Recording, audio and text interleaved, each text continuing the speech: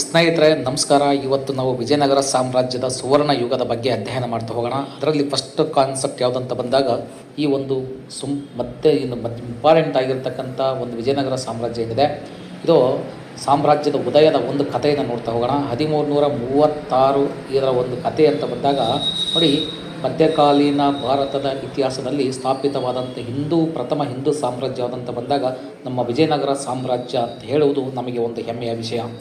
ಇದು ಮಹಮ್ಮದ್ ಬಿನ್ ತೊಗಲಕನ ಆಳ್ವಿಕೆಯ ಕಾಲದಲ್ಲಿ ಸ್ಥಾಪನೆಯಾಗಿರೋದು ಒಂದು ವಿಶೇಷತೆ. ಅಂದರೆ ಅವನ ಸಮಯಾವಧಿಯಲ್ಲಿ ಇದು ಸ್ಥಾಪನೆ ಆಗುತ್ತೆ, ಆತ ಆಳ್ವಿಕೆ ಮಾಡುತ್ತಿದ್ದ ಕಾಲದಲ್ಲಿ.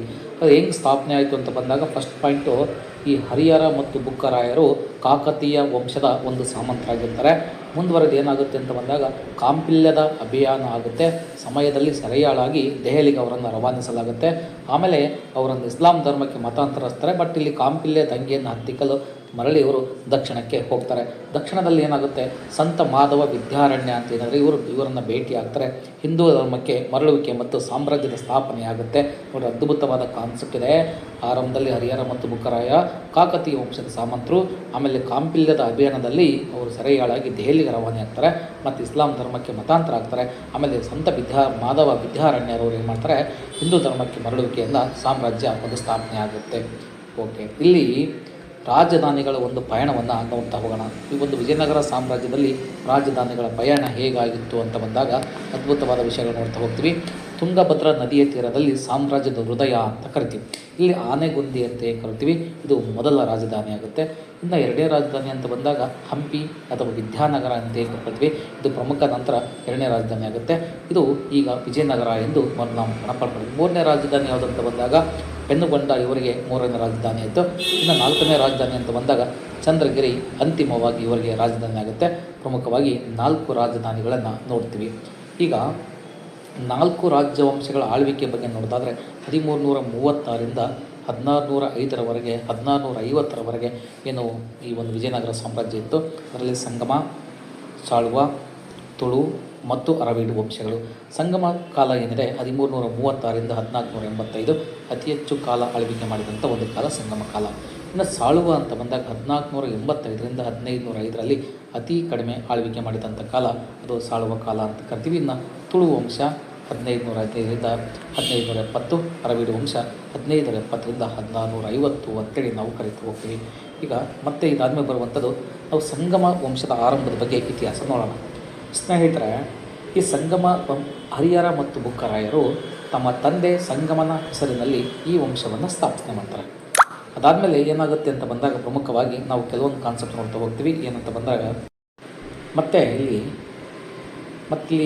1ನೇ ಹರಿಹರ ಅಂತ ಬರ್ತಾರೆ. ಹರಿಹರ ಫಸ್ಟ್ 1336ರಿಂದ 1356.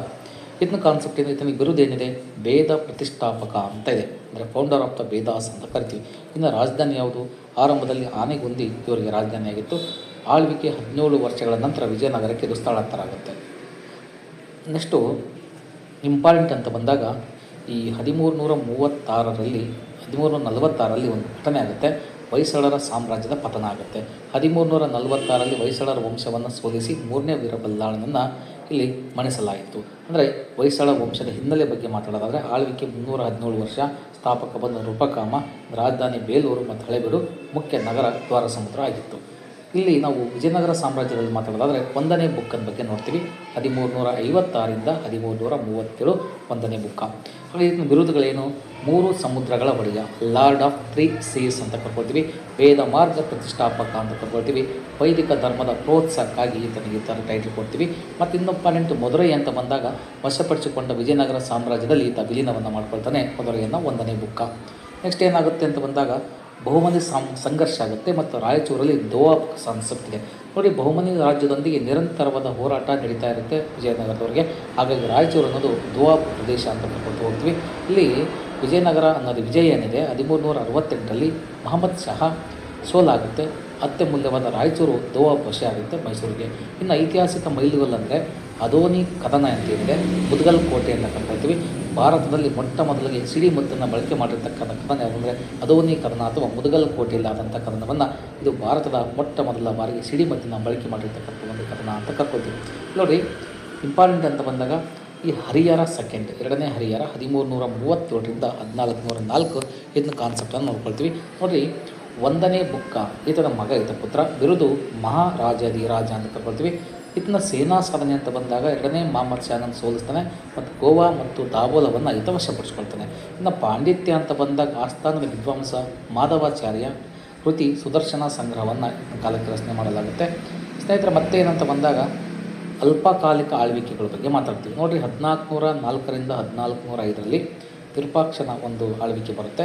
1405ರಿಂದ 1406ರಲ್ಲಿ ಎರಡನೇ ಬುಕ್ಕನ ಆಳ್ವಿಕೆ ಬರುತ್ತೆ. ಇದನ್ನ ಅಲ್ಪಕಾಲಿಕ ಆಳ್ವಿಕೆಗಳು ಅಂತೇಳಿ ಕರಿತೀವಿ. ಈಗ ಒಂದನೇ ದೇವರಾಯನ ಬಗ್ಗೆ ಮಾತಾಡೋದಾದರೆ 1404ರಿಂದ 1422. ಸ್ನೇಹಿತರೆ, ಈತನ ಕಾಲಕ್ಕೆ ಒಂದು ಯುದ್ಧ ಆಗುತ್ತೆ.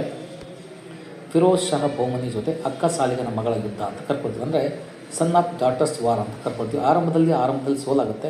ನಂತರ ವಾರಂಗಲ್ನ ನೆರವಿನಿಂದ ಫಿರೋಜ್ ಶಾನನ್ನು ಈತ ಮಾಡಿಸ್ತಾನೆ.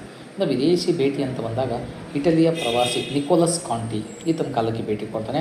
ಸಾಹಿತ್ಯ ಅಂತ ಬಂದಾಗ ಈತನ ಕಾಲಕ್ಕೆ ವಿದ್ವಾಂಸ ಶ್ರೀನಾಥ ಈತ ಹರಿಸ್ ವಿಲಾಸವೆಂಬ ಗ್ರಂಥವನ್ನು ಬರೀತಾನೆ. ಅದ್ಭುತವಾದ ಕಾನ್ಸೆಪ್ಟು ಒಂದನೇ ದೇವರಾಯ. ಈತನ ಕಾಲಕ್ಕೆ ಬಂದ ನಿಕೋಲ ಕಾಂಟಿ. ಇನ್ನಷ್ಟು ನೋಡಿರಿ, ಜಲ ಮೂಲ ಸೌಕರ್ಯಗಳ ಬಗ್ಗೆ ಮಾತಾಡಬೇಕಂದ್ರೆ ತುಂಗಭದ್ರಾ ಅಣೆಕಟ್ಟಿನಿದೆ. ಕೇವಲ ಯುದ್ಧವಷ್ಟೇ ಅಲ್ಲದೆ ಕೃಷಿ ಮತ್ತು ಆರ್ಥಿಕತೆಗೂ ಒತ್ತನ್ನು ಕೊಡ್ತಾರೆ. ಒಂದನೇ ದೇವರಾಯನು ತುಂಗಭದ್ರಾ ನದಿಗೆ ಬೃಹತ್ ಅಣೆಕಟ್ಟನ್ನು ನಿರ್ಮಾಣ ಮಾಡ್ತಾರೆ. ಅದ್ಭುತವಾದ ಅಣೆಕಟ್ಟನ್ನು ಕಾಣ್ತದೆ. ಕೃಷಿಯನ್ನು ಮಾಡ್ಕೊಳ್ಳಿ. ಹಾಗಾದರೆ ಕೃಷಿಗಾಗಿ ಕಾಲುವೆಗಳ ನಿರ್ಮಾಣ ಮಾಡ್ತಾರೆ. ರಾಜಧಾನಿ ನೀರಿಗಾಗಿ ನೀರಿನ ಪೂರೈಕೆ ಕೃಷಿ ಮತ್ತು ಕ್ರಾಂತಿಯನ್ನು ಬದಲಾವಣೆ ಮಾಡ್ತಕ್ಕಂಥದ್ದು ಅದ್ಭುತವಾದ ಒಂದು ಬದಲಾವಣೆ ಆಗುತ್ತೆ. ಇನ್ನು ಎರಡನೇ ದೇವರಾಯ ಅಂತ ಬಂದಾಗ 1424ರಿಂದ 1446. ಇನ್ನು ಸಂಗಮ ವಂಶದ ಅತ್ಯಂತ ಶ್ರೇಷ್ಠ ಆಳತೆಗಾರ ಯಾರಂದರೆ ಎರಡನೇ ದೇವರಾಯ. ಇನ್ನು ಬಿರುದು ಯಾವುದಂತ ಬಂದಾಗ ಗಜಬೇಟೆಗಾರ ಈತನಿಗೆ ಬಿರುದು, ಅಂದರೆ ಆನೆಗಳನ್ನು ಬೇಟೆಯಾಡುವವನು ಅಂತ ಕರೀತಾರೆ. ನೋಡಿ, ಎರಡನೇ ದೇವರಾಯ ಈ ಥರ ಬಿರುದು ಹೊಂದಿದ್ದಾನೆ. ಇನ್ನು ಸೈನ್ಯದಲ್ಲಿ ಅತಿ ಹೆಚ್ಚು ಸೈನಿಕರನ್ನು ಹೊಂದಿದಂಥ ನೇಮಕ ಮಾಡಿರ್ತಾನೆ. ಇರಾನ್ ಮತ್ತು ಇಮ್ರಾನಿನ ಪ್ರವಾಸಿ ಅಬ್ದುಲ್ ರಜಾಕ್ ಈತನ ಕಾಲಕ್ಕೆ ಭೇಟಿ ಕೊಡ್ತಾನೆ.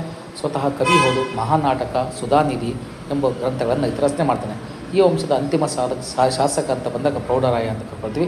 ನೆಕ್ಸ್ಟ್ ಬರುವಂಥದ್ದು ಸಂಗಮ ವಂಶದ ಸುವರ್ಣ ಯುಗ ಅಂತ ಕರ್ಕೊಳ್ತೀವಿ. ಒಂದು ವಿಶ್ಲೇಷಣೆ ನೋಡ್ಕೊಳ್ಳೋಣ. 1336ರಿಂದ ಆರಂಭವಾದ ಈ ವಂಶವು 3 ಪ್ರಮುಖ ಸ್ತಂಭಗಳ ಮೇಲೆ ಉತ್ತುಂಗಕ್ಕೆ ಇರುತ್ತೆ. ಅದರಲ್ಲಿ ಇಂಪಾರ್ಟೆಂಟ್ ಅಂತ ಬಂದಾಗ ಸುವರ್ಣ ಯುಗ ಅಂತ ಕರಿತೀವಿ. ಸೇನಾಬಲ ಅಂದರೆ ಹೊಸ ತಂತ್ರಜ್ಞಾನವನ್ನು ಬಳಸ್ತಾರೆ. ಸಿಡಿಮದ್ದುಗಳನ್ನು ಬಳಸ್ತಾರೆ. ವೈವಿಧ್ಯಮಯ ಸೈನ್ಯವನ್ನು ಬಳಸ್ತಾರೆ. ಮುಸ್ಲಿಂ ಸೈನಿಕರ ಸೇರ್ಪಡೆ ಮಾಡ್ಕೊಳ್ತಾರೆ. ರಾಯಚೂರು ದೋಆಬ್ ಮೇಲಿನ ನಿಯಂತ್ರಣ ಮಾಡ್ತಾರೆ. ಇನ್ನು ಮೂಲ ಸೌಕರ್ಯ ಅಂತ ಬಂದಾಗ ಈ ತುಂಗಭದ್ರಾ ಅಣೆಕಟ್ಟು ಮತ್ತು ಕಾಲುವೆಗಳ ಬರಡು ಭೂಮಿಯನ್ನು ಸಮೃದ್ಧಗೊಳಿಸ್ತವೆ. ಇನ್ನು ಜಾಗತಿಕ ರಾಜತಾಂತ್ರಿಕತೆ ಅಂತ ಬಂದಾಗ ಇಟಲಿ ಮತ್ತು ಇರಾನ್ ದೇಶಗಳ ಪ್ರವಾಸಿಗರ ಭೇಟಿ ಆಗ್ತಾರೆ. ವಿಜಯನಗರ ಅಂತಾರಾಷ್ಟ್ರೀಯದ ವ್ಯಾಪಾರ ಕೀರ್ತಿಯನ್ನು ಇಲ್ಲಿ ಸಾಬೀತುಪಡಿಸಲಾಗುತ್ತೆ. ಇದರಲ್ಲಿ ಅಧಿಕಾರದ ಹಸ್ತಾಂತರ ಅಂತ ಬಂದಾಗ ಪ್ರಥಮ ಮತ್ತು ದ್ವಿತೀಯ ಬಲಪರಾಹಾರ ಅಂತ ಕರ್ಕೊಳ್ತೀವಿ. ಹಾಗಾದರೆ ಏನು ವಿಷಯ? ಸಾಳುವ ವಂಶ 1485ರಿಂದ 1505. ಸಂಸ್ಥಾಪಕ ಸಾಳುವ ನರಸಿಂಹ. ಇದನ್ನು ಪ್ರಥಮ ಬಲಪಹಾರ ಅಂತ ಕರಿತೀವಿ. ಅಧಿಕಾರವನ್ನು ಬಲವಂತವಾಗಿ ವಶಪಡಿಸಿಕೊಳ್ಳುವಂಥ ಪ್ರಕ್ರಿಯೆ ಅಂತ ಆಗುತ್ತಿಲ್ಲ. ಇನ್ನು ತುಳು ವಂಶ ಅಂತ ಬಂದಾಗ 1505ರಿಂದ 1570. ಸಂಸ್ಥಾಪಕ ಬಂದು ವೀರ ನರಸಿಂಹ 1505ರಿಂದ 1509. ಇದನ್ನು ದ್ವಿತೀಯ ಬಲಪಹಾರ ಅಂತ ಕರಿತೀವಿ. ತುಳುವ ವಂಶದ ಅಡಿಪಾಯ ಆಗುತ್ತೆ. ಇಲ್ಲಿ ತುಳು ವಂಶದಲ್ಲಿ ಅತಿ ಮುಖ್ಯವಾದ ವ್ಯಕ್ತಿ ಕೃಷ್ಣದೇವರಾಯ ಸೆಕೆಂಡು. ಕೃಷ್ಣದೇವರಾಯ ಅಂತ ಕರ್ಕೊಳ್ತೀವಿ. 1509ರಿಂದ 1529. ವಿಜಯನಗರದ ಚಕ್ರವರ್ತಿ, ಶ್ರೇಷ್ಠ ಚಕ್ರವರ್ತಿ ಅಂತ. ಈತನ ಆಡಳಿತದ ಬಗ್ಗೆ ಮಾತಾಡಬೇಕಂದ್ರೆ ವಿಜಯನಗರದ ಸಾಮ್ರಾಜ್ಯ ಅತ್ಯಂತ ಶ್ರೇಷ್ಠ ಆಡಳಿತಗಾರ ಈತ. ಈತನ ಧರ್ಮದ ಬಗ್ಗೆ ಮಾತಾಡಬೇಕಂದ್ರೆ ವೈಷ್ಣವ ಧರ್ಮದ ಕಟ್ಟ ಅನುಯಾಯಿ ಈತ. ಈತನ ಬಿರುದುಗಳು ಅಭಿನವ ಭೋಜ, ಆಂಧ್ರ ಪಿತಾಮಹ ಮತ್ತು ಆಂಧ್ರ ಭೋಜ ಅಂತ ಕರ್ಕೊಳ್ತೀವಿ. ಇನ್ನು ಮೊಘಲ್ ದೊರೆ ಬಾಬರ್ ತನ್ನ ತುಜುಕೆ ಬಾಬರಿಯಲ್ಲಿ ಕೃತಿ ಕೃಷ್ಣದೇವರಾಯನ ದಕ್ಷಿಣ ಭಾರತದ ಅತ್ಯಂತ ಶಕ್ತಿಶಾಲಿ ಮತ್ತು ಶ್ರೇಷ್ಠ ಆಡಳಿತಗಾರ ಎಂದು ವರ್ಣನೆ ಮಾಡಿದ್ದಾನೆ. ನೋಡಿ, ಎಂಥ ಅದ್ಭುತವಾದ ವರ್ಣನೆ ಇದೆ. ಯುದ್ಧ ತಂತ್ರ ಮತ್ತು ವಿದೇಶಾಂಗ ನೀತಿಯ ಒಂದು ಬಗ್ಗೆ ನೋಡೋದಾದರೆ ಇಲ್ಲಿ ಒಂದು ವಿಜಯದ ಸೂತ್ರದ ಬಗ್ಗೆ ಮಾಹಿತಿ ನೋಡ್ಕೊಳ್ತೀವಿ. ಹಾಗಾದರೆ ಇಲ್ಲಿ ಪೋರ್ಚುಗೀಸರೊಂದಿಗೆ ಸ್ನೇಹ.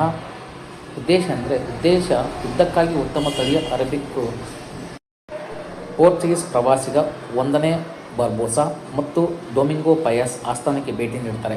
ಇನ್ನು ಫೇಸ್ ಸೆಕೆಂಡಲ್ಲಿ ಏನು ನೋಡೋದಾದರೆ ಯುದ್ಧ ಮತ್ತು ಸಾಮ್ರಾಜ್ಯದ ವಿಸ್ತರಣೆ ಆಗುತ್ತೆ. ಒರಿಸ್ಸಾದ ದೊರೆ ಪ್ರತಾಪ ರುದ್ರದೇವನನ್ನು ಸೋಲಿಸಲಾಯಿತು. ತೆಲಂಗಾಣದ ಪ್ರದೇಶದ ಮೇಲೆ ಸಂಪೂರ್ಣವಾದ ವಿಜಯವನ್ನು ಸಾಧಿಸ್ತಾರೆ ಕೃಷ್ಣದೇವರಾಯರು. ಇನ್ನು ತೆಲುಗು ಸಾಹಿತ್ಯದ ಸುವರ್ಣ ಯುಗ ಅಂತ ಕರ್ಕೊಳ್ತೀವಿ. ಇವರ ಕಾಲಕ್ಕೆ ಅಷ್ಟ ದಿಗ್ಗಜರು ಕಂಡುಬರ್ತಾರೆ.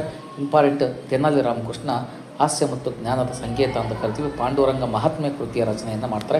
ಇನ್ನು ಕೃಷ್ಣದೇವರಾಯನ ಬಗ್ಗೆ ಮಾತಾಡಬೇಕಂದ್ರೆ ಸ್ವತಃ ಅಮುಕ್ತ ಮೌಲ್ಯದ ಎಂಬ ಪ್ರಸಿದ್ಧ ತೆಲುಗು ಗ್ರಂಥವನ್ನು ಇವರು ರಚನೆ ಮಾಡ್ತಾರೆ. ನೋಡಿ, ಎಷ್ಟು ಎಕ್ಸಾಮ್ ಇಂಪಾರ್ಟೆಂಟ್ ಆಗುತ್ತೆ. ಇನ್ನು ನಮ್ಮ ಸಾಹಿತ್ಯ ಆಧಾರಗಳಲ್ಲಿ ಅಲ್ಲಸಾನಿ ಪೆದ್ದನ್ನ ಮತ್ತು ನಂದಿ ತಿಮ್ಮನ್ನು ಸಹಿತ ಭಾಳ ಇಂಪಾರ್ಟೆಂಟ್ ಆಗ್ತಾರೆ. ಬನ್ನಿ ಸ್ನೇಹಿತರೆ, ವಾಸ್ತುಶಿಲ್ಪದ ಅದ್ಭುತಗಳ ಬಗ್ಗೆ, ಕಲ್ಲಿನ ಕಾವ್ಯಗಳ ಬಗ್ಗೆ ನೋಡ್ತಾ ಹೋಗೋಣ ಏನಿದೆ ಅಂತ. ನಾಗಲಾಪುರದಲ್ಲಿ ತನ್ನ ತಾಯಿಯ ನೆನಪಿಗಾಗಿ ಹೊಸ ನಗರವನ್ನು ನಿರ್ಮಾಣ ಮಾಡ್ತಾನೆ, ನಾಗಲಾಪುರ ಅಂತೇಳಿ. ಮತ್ತು ಇಂಪಾರ್ಟೆಂಟ್ ಹಜಾರರಾಮ ದೇವಾಲಯ, ಭಗವಾನ್ ರಾಮನಿಗೆ ಸಮರ್ಪಿತವಾದಂಥ ದೇವಾಲಯ. ರಾಮಾಯಣದ ಉಬ್ಬು ಶಿಲ್ಪಗಳಿಗೆ ಇದು ಪ್ರಸಿದ್ಧಿ ಹೊಂದಿರತಕ್ಕಂಥದ್ದು, ಎಷ್ಟು ಅದ್ಭುತವಾಗಿದೆ. ನೆಕ್ಸ್ಟು ವಿಜಯ ವಿಠಲ ದೇವಾಲಯ ಅಂತ ಕರ್ಕೊಳ್ತೀವಿ. ಶ್ರೀಕೃಷ್ಣ ದೇವಾಲಯ ಸಮರ್ಪಿತ ಆಗುತ್ತೆ. ಸಂಗೀತ ಹೊರಹೊಮ್ಮಿಸುವ ಕಂಬಗಳಿಗೆ ಪ್ರಖ್ಯಾತಿ ಹೊಂದಿರತಕ್ಕಂಥದ್ದು ವಿಜಯ ವಿಠಲ ದೇವಾಲಯ. ಸ್ನೇಹಿತರಲ್ಲಿ ಅಚ್ಯುತರಾಯನಿಂದ ಸದಾಶಿವರಾಯನವರೆಗೆ ಅಧಿಕಾರದ ಪಲ್ಲಟ ಆಗುತ್ತೆ. 1529ರಿಂದ 42ರಲ್ಲಿ ಅಚ್ಯುತರಾಯ ಅಧಿಕಾರ ಮಾಡ್ತಾರೆ. ಈತನ ಕಾಲದಲ್ಲಿ ನ್ಯೂನ್ಯೂಸ್ ಎಂಬ ಪೋರ್ಚುಗೀಸ್ ಪ್ರವಾಸಿಗ ಭೇಟಿ ಕೊಡ್ತಾನೆ. ಇನ್ನು 1542ರಿಂದ 70ರಲ್ಲಿ ಸದಾಶಿವರಾಯ ಅಂತ ಏನು ಕರ್ತೀವಿ, ಈತ ಸಾಮ್ರಾಜ್ಯದ ಅಧಿಕೃತವಾಗಿ ದೊರೆ ಅಂತ ಕರ್ಕೊಳ್ತೀವಿ. ಇನ್ನು ನೆರಳಿನ ಆಡಳಿತ ಅಂತ ಬಂದಾಗ ಹೆಸರಿಗೆ ಮಾತ್ರ ಸದಾಶಿವರಾಯ ರಾಜನಾಗಿದ್ದರು. ನೈಜ ಶಕ್ತಿ 70 ವರ್ಷದ ವೃದ್ಧ ಮಂತ್ರಿ ರಾಮರಾಯನ ಕೈಲಿತ್ತು. ಇದುವೇ ವಿಜಯನಗರ ಪತನಕ್ಕೆ ಮೂಲ ಕಾರಣ ಆಗುತ್ತೆ. ಏನಾಯಿತು ಅಂದರೆ ಸಾಮ್ರಾಜ್ಯದ ಪತನ ಆಗುತ್ತೆ, ತಾಳಿಕೋಟೆ ಕದನ ಆಗುತ್ತೆ 23 ಜನವರಿ 1565. ಇತಿಹಾಸದಲ್ಲಿ ಇದು ರಕ್ಕಸ ತಂಗಡಿ ಕದನ ಅಂತ ಕರ್ಕೊಳ್ತೀವಿ. ತಾಳಿಕೋಟೆ ಕದನವನ್ನು ಇದು ಯಾರ ಮಧ್ಯೆ ಆಯಿತು? ರಾಮರಾಯ ವಿಜಯನಗರದ ಸೇನೆ ಕಡೆ ಇದ್ದರೆ ರಾಮರಾಯ, ಇನ್ನು ಅಪೋಸಿಟ್ ಅಲಿ ಆದಿಲ್ ಶಾಹ ಡೆಕ್ಕನ್ ಸುಲ್ತಾನರ ಒಕ್ಕೂಟದ ನಾಯಕತ್ವವನ್ನು ವಹಿಸ್ಕೊಂಡಿರ್ತಾನೆ. ಇಂಪಾರ್ಟೆಂಟ್ ಅಂತ ಬಂದಾಗ ಇಲ್ಲಿ ಸುಲ್ತಾನರ ಒಕ್ಕೂಟ ಹಂಪಿಯ ಲೂಟಿ ಆಗುತ್ತೆ, ಸುವರ್ಣಯುಗದ ದುಃಖ ಅಂತ ಆಗುತ್ತೆ, ದುರಾಂತ್ಯ ಆಗುತ್ತೆ. ಇಲ್ಲಿ ಪರಿಣಾಮ ನೋಡಿ, ಅರವೀಡು ವಂಶ ಅಂತ ಬರುತ್ತೆ 1570ರಿಂದ 1650. ಮರ್ಯಾದ ಒಂದು ವೈಭವ ಅಂತ ಕರ್ಕೊಳ್ತೀವಿ. ಈ ಒಂದು ಸ್ಥಾಪಕ ಅಂತ ಬಂದಾಗ ಇಂಪಾರ್ಟೆಂಟಾಗಿ ನೋಡಿ ಪ್ರಮುಖವಾಗಿ ನೋಡ್ತಾ ಹೋಗ್ತೀವಿ. ಇಲ್ಲಿ ತಿರುಮಲ ಮೊದಲ ಸ್ಥಳಾಂತರ ರಾಜಧಾನಿ ಪೆನುಗೊಂಡಕ್ಕೆ ಆಗುತ್ತೆ. ಹಾಗಾದರೆ ಇದು ವಿಜಯನಗರ ಸಾಮ್ರಾಜ್ಯದ ಅತ್ಯಂತ ದುರ್ಬಲ ವಂಶ ಅಂತ ಕರ್ಕೊಳ್ತೀವಿ ಅರವೀಡು ವಂಶವನ್ನು. ಅಂತಿಮವಾಗಿ ಏನಾಗುತ್ತೆ, ವೆಂಕಟ ಸೆಕೆಂಡ್ ಕಾಲದಲ್ಲಿ ರಾಜಧಾನಿ ಚಂದ್ರಗಿರಿಗೆ ಅಂತಿಮವಾಗಿ ವರ್ಗಾವಣೆ ಆಗುತ್ತೆ. ಹಾಗಾದರೆ ಅಂತಿಮ ಶಾಸಕ ಶ್ರೀರಂಗ ತರಣ ಅಂತ ಕರ್ಕೊಳ್ತೀವಿ. ಈತನೊಂದಿಗೆ ದಕ್ಷಿಣ ಭಾರತದ ಮಹಾನ್ ಸಾಮ್ರಾಜ್ಯ ಇತಿಹಾಸವು ಕೊನೆಗೊಂಡಿತ್ತು ಅನ್ನೋದು ನಮಗೆ ವಿಶೇಷತೆ. ಸ್ನೇಹಿತರೆ,